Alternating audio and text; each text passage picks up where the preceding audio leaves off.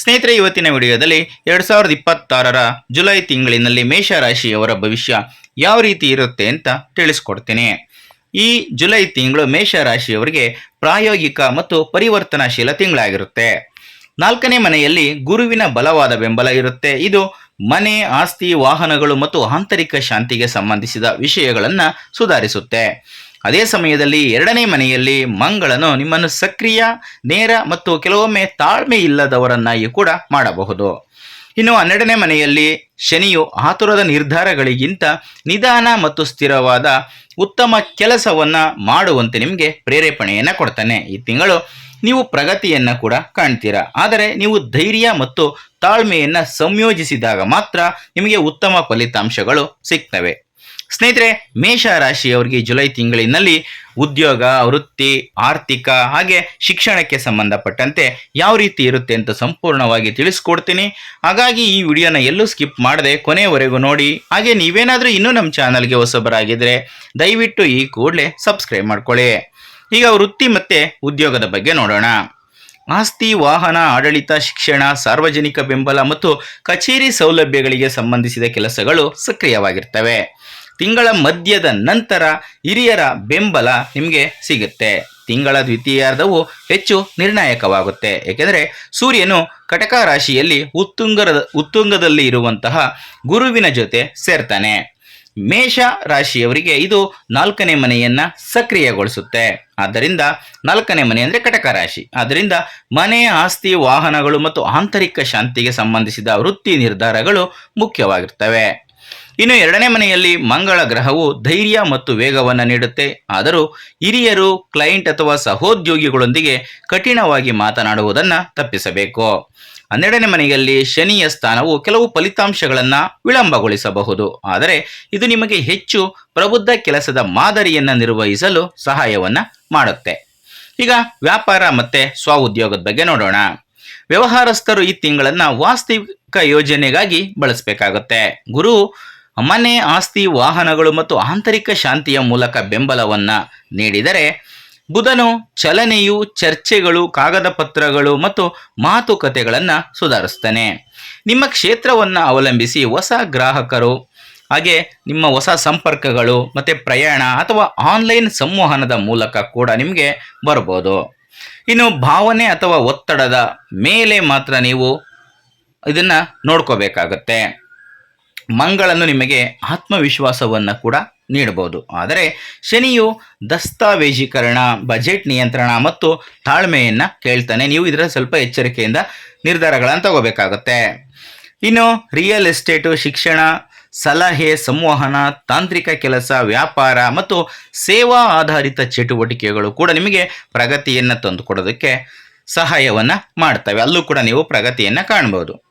ಇನ್ನು ಹಣಕಾಸಿನ ವಿಚಾರ, ನಿಮಗೆ ಆದಾಯದ ಅರಿವು ಸುಧಾರಣೆಯನ್ನು ತಂದುಕೊಡುತ್ತೆ, ಆದರೆ ಕಠಿಣ ಮಾತು ಮತ್ತು ಅಥವಾ ಕೌಟುಂಬಿಕ ಭಿನ್ನಾಭಿಪ್ರಾಯವು ಹಣಕಾಸಿನ ವಿಷಯಗಳಿಗೆ ತೊಂದರೆಯನ್ನು ಕೂಡ ಉಂಟು ಮಾಡಬಹುದು. ಗುರು ರಕ್ಷಣೆ ಮತ್ತು ಉತ್ತಮ ತೀರ್ಪನ್ನು ತರ್ತಾನೆ, ವಿಶೇಷವಾಗಿ 4ನೇ ಮನೆಗೆ ಸಂಬಂಧಿಸಿದ ವಿಷಯಗಳಲ್ಲಿ. ಸ್ಥಿರವಾದ ಕೆಲಸದ ಮೂಲಕ ಆದಾಯ ಸುಧಾರಣೆಯನ್ನು ಕಾಣುತ್ತೆ, ಆದರೆ ಖರ್ಚುಗಳನ್ನು ನೀವು ಬರೆದಿಟ್ಕೊಂಡು ನಿಯಂತ್ರಿಸಬೇಕಾಗುತ್ತೆ.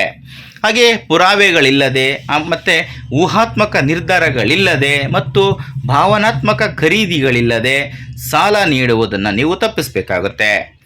ಆಸ್ತಿ, ವಾಹನ, ಶಿಕ್ಷಣ, ಪ್ರಯಾಣ ಅಥವಾ ವ್ಯಾಪಾರ ಹೂಡಿಕೆಯನ್ನು ನೀವು ಯೋಚನೆ ಮಾಡ್ತಾ ಇದ್ದರೆ ಅಂತಿಮಗೊಳಿಸುವ ಮೊದಲು ಆಯ್ಕೆಗಳನ್ನು ಎಚ್ಚರಿಕೆಯಿಂದ ನೋಡಬೇಕಾಗುತ್ತೆ. ಈಗ ಆರೋಗ್ಯ ಮತ್ತು ಕ್ಷೇಮ, ನಿದ್ರೆ, ಪಾದಗಳು, ಕಣ್ಣುಗಳು ಮತ್ತು ಆಸ್ಪತ್ರೆಗೆ ಸಂಬಂಧಿಸಿದಂತಹ ಖರ್ಚುಗಳಿಗೆ ನೀವು ಸ್ವಲ್ಪ ಎಚ್ಚರಿಕೆಯನ್ನು ತಗೋಬೇಕಾಗುತ್ತೆ. ಮಂಗಳ ಗ್ರಹವು ಶಾಖ, ಕಿರಿಕಿರಿ ಮತ್ತು ಚಡಪಡಿಕೆಯನ್ನು ಹೆಚ್ಚಿಸಬಹುದು. ಆದ್ದರಿಂದ ಅನಿಯಮಿತ ಆಹಾರ, ಕೋಪ ಮತ್ತು ಅತಿಯಾದ ಕೆಲಸವನ್ನು ತಪ್ಪಿಸಬೇಕು. ಹಾಗೆ ನಿರ್ಲಕ್ಷಿಸಲ್ಪಟ್ಟಂತಹ ಸಮಸ್ಯೆಯನ್ನು ಮುಂದೂಡಬಾರದು. ಇದು ಶನಿ ನಿಮಗೆ ಕೊಡುವಂತಹ ಎಚ್ಚರಿಕೆಯಾಗಿರುತ್ತೆ.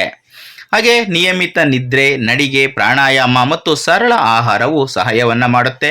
ನಿಮಗೀಗಾಗಲೇ ದೀರ್ಘಕಾಲದ ಆರೋಗ್ಯ ಸಮಸ್ಯೆ ಏನಾದರೂ ಇದ್ದರೆ ತಡ ಮಾಡದೆ ವೈದ್ಯಕೀಯ ಸಲಹೆಯನ್ನು ತೆಗೆದುಕೊಳ್ಳೋದನ್ನು ಯಾವುದೇ ಕಾರಣಕ್ಕೂ ಮರಿಬೇಡಿ. ಇನ್ನು ಕುಟುಂಬ ಮತ್ತು ಸಂಬಂಧಗಳು, ಮನೆಯ ವಿಷಯಗಳು ಸುಧಾರಣೆಯನ್ನು ಕಾಣ್ತವೆ. ಆಸ್ತಿ ಅಥವಾ ವಾಹನದ ಬಗ್ಗೆ ಚರ್ಚೆಗಳು ಹಾಗೆ ಮುಂದುವರಿಬೋದು.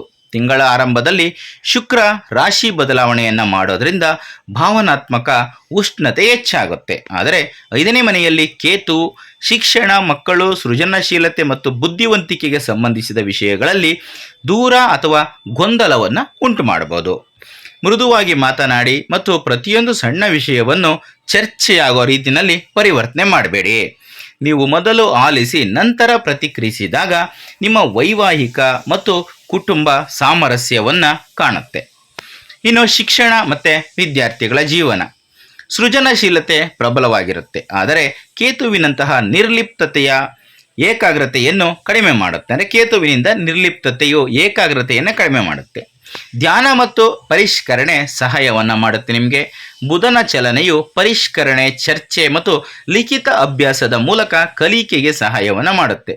ಸ್ಪರ್ಧಾತ್ಮಕ ಪರೀಕ್ಷೆಗಳಿಗೆ ತಯಾರಿ ನಡೆಸ್ತಾ ಇರುವಂತಹ ವಿದ್ಯಾರ್ಥಿಗಳು ನಿಗದಿತ ವೇಳಾಪಟ್ಟಿಯನ್ನು ಕಾಯ್ದುಕೋಬೇಕಾಗತ್ತೆ. ಇತರರೊಂದಿಗೆ ಹೋಲಿಕೆ ಮಾಡುವುದನ್ನು ತಪ್ಪಿಸೋದು ತುಂಬ ಒಳ್ಳೆಯದು. ಒಂದೊಂದೇ ವಿಷಯವನ್ನು ಪೂರ್ಣಗೊಳಿಸುವತ್ತ ನೀವು ಗಮನವನ್ನು ಹರಿಸಬೇಕು. ಶಿಕ್ಷಕರು, ಹಿರಿಯರು ಅಥವಾ ಮಾರ್ಗದರ್ಶಕರ ಮಾರ್ಗದರ್ಶನ ಈ ತಿಂಗಳು ನಿಮಗೆ ತುಂಬ ಉಪಯುಕ್ತವಾಗಬಹುದು. ಹಾಗಾಗಿ ಯಾವರೇ ನಿಮಗೆ ಯಾವುದೇ ರೀತಿಯ ವಿಚಾರದಲ್ಲಿ ಮಾರ್ಗದರ್ಶನವನ್ನು ನೀಡಿದರೆ ಅದನ್ನು ನಿರ್ಲಕ್ಷ್ಯ ಮಾಡಬೇಡಿ. ಇನ್ನು ನಿಮಗೆ ಕೆಲವೊಂದಷ್ಟು ವೈದಿಕ ಪರಿಹಾರಗಳು ಏನು ಅಂತ ನೋಡೋದಾದರೆ, ಈ ತಿಂಗಳು ಒತ್ತಡವನ್ನು ಕಡಿಮೆ ಮಾಡೋದಕ್ಕೆ ಮತ್ತು ಗುರು, ಶನಿ ಮತ್ತು ಇತರ ಗ್ರಹಗಳ ಅನುಕೂಲಕರವಾದಂತಹ ಫಲಿತಾಂಶಗಳನ್ನು ಬಲಪಡಿಸಿ ನೀವು ಅದನ್ನು ಪಡ್ಕೋಬೇಕು ಅಂತಂದರೆ ಈ ಒಂದು ಸರಳ ಪರಿಹಾರಗಳನ್ನು ನೀವು ಅನುಸರಿಸ್ಬೋದು. ಮೊದಲಿಗೆ ಕೋಪ ಮತ್ತು ಕಠೋರ ಮಾತುಗಳನ್ನು ಕಡಿಮೆ ಮಾಡ್ಕೋಬೇಕಾಗತ್ತೆ. ಅದಕ್ಕಾಗಿ ಪ್ರತಿ ಮಂಗಳವಾರ ಸುಬ್ರಹ್ಮಣ್ಯ ಸ್ವಾಮಿಗೆ ದೇವಸ್ಥಾನಕ್ಕೆ ಭೇಟಿ ನೀಡಿ ಪ್ರಾರ್ಥನೆಯನ್ನು ಸಲ್ಲಿಸಬೇಕಾಗತ್ತೆ. ಇನ್ನು ಎರಡನೆಯದಾಗಿ ಸ್ಪಷ್ಟತೆ ಮತ್ತು ಭಯದಿಂದ ಮುಕ್ತಿಗಾಗಿ ಗಣಪತಿ ದೇವರ ದೇವಸ್ಥಾನಕ್ಕೆ ಭೇಟಿಯನ್ನು ನೀಡಿ ಗಣಪತಿ ಮಂತ್ರವನ್ನು ಪಠಿಸಬೇಕಾಗತ್ತೆ.